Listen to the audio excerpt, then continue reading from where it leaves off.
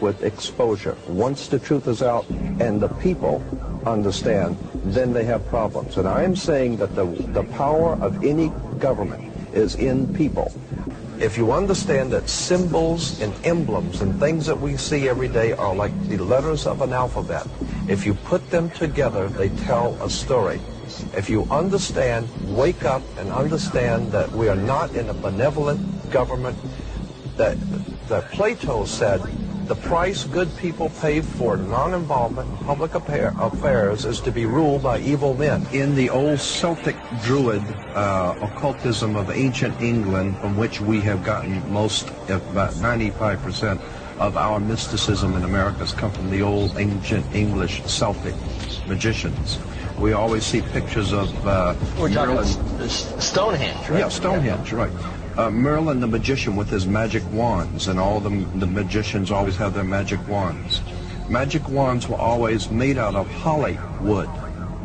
And holly wood has been used for many years to manipulate your thinking, to explain mystical subjects to you, and to prepare you to accept certain mystical premises. A classic example, and I'm not in any way belittling the work, but it's very important to understand Steven Spielberg and George Lucas's work with the Indiana Jones and the Last Crusade, because you can't understand the Last Crusade if you don't understand the First Crusade. And if you understand that the Raiders of the Lost Ark, who was the Raiders of the Lost Ark fighting against? It was the Nazis.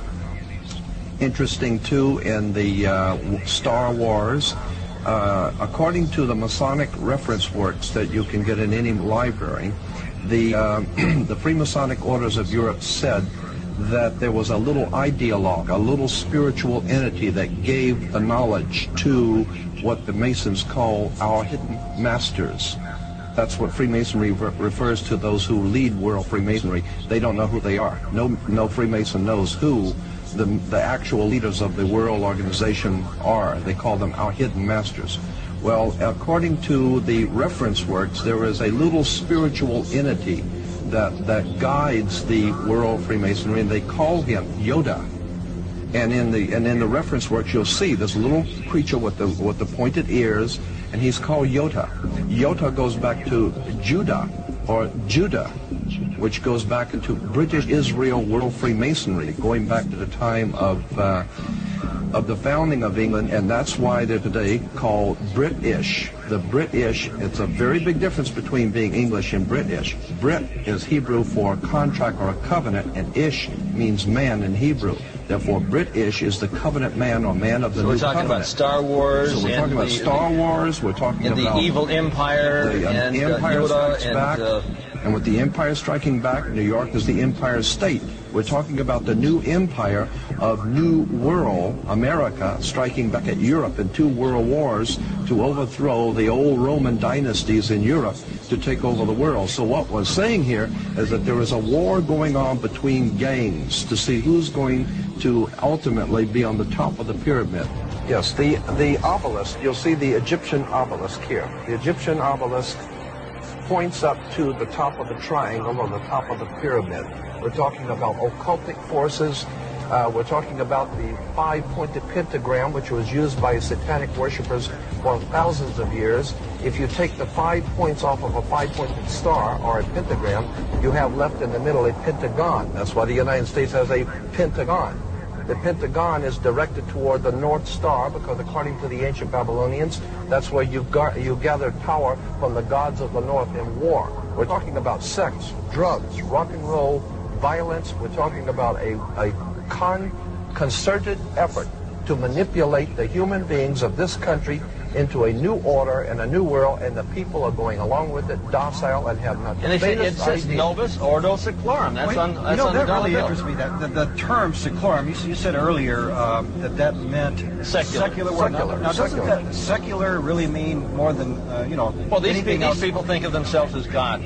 Well, but These are the new gods. But secular, if you ask a minister what secular means, he'll say the secular world and we Christians, meaning that it's a world, a secular world without the God that created us. Isn't that true? Yes. So what we're looking at is we're looking at a new God a Luciferian God, a satanic God who will be the leader of the New World Order. So the New World Order is the New World Order without the old God of the Bible and with the new God, Lucifer, Satan. Now, And you we take wanna a look bring at out- the pentagram. We want to bring out one point here in relation to what he says. We're not talking about an evil genius somewhere in Bavaria.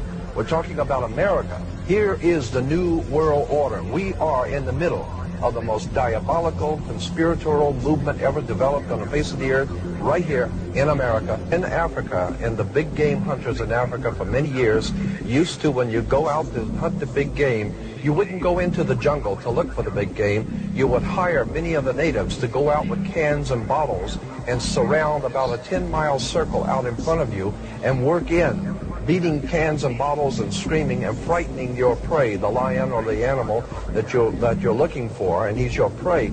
And you keep closing in until finally whatever is out there comes out into the open and he's a sitting duck. That is precisely what has been happening for the last 100 years.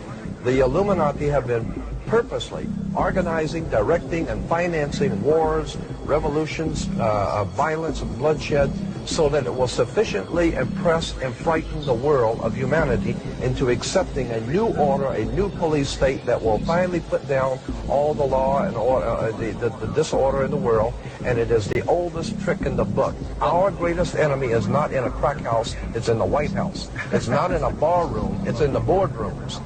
And so the point I'm making is that we are being manipulated from the very top. And we need to wake up and find out that America is not the land of the free and the home of the brave, because we're not free and we darn sure ain't brave. These Illuminati refer to their offspring in their publications as their children, their offspring. They refer to your offspring as kids. You have kids because you're just like a goat. You're sheeple. That's why you have kids. And your children are going to be slaughtered if you go along with the program. There's no question about it. They're going to be identified. They're going to be marked. They want it all. There isn't anything that you've got that they're not finding and taking away. They want your children, your wife, your family, your home, everything. They want it all. And if we don't understand this, we've got to wake up. We have to incite a revelation to avoid a revolution. If we follow the other sheep, we will certainly be led to the slaughter. Never in the annals of human history has so few done so much so often to rape, rob, and ravish so many as the warlords and the warlocks of Wall Street and Washington. We're talking about a global government that's in existence right now. We're not talking about a nation that is going, we're talking about a nation that is gone. We do not control the government of the United States of America.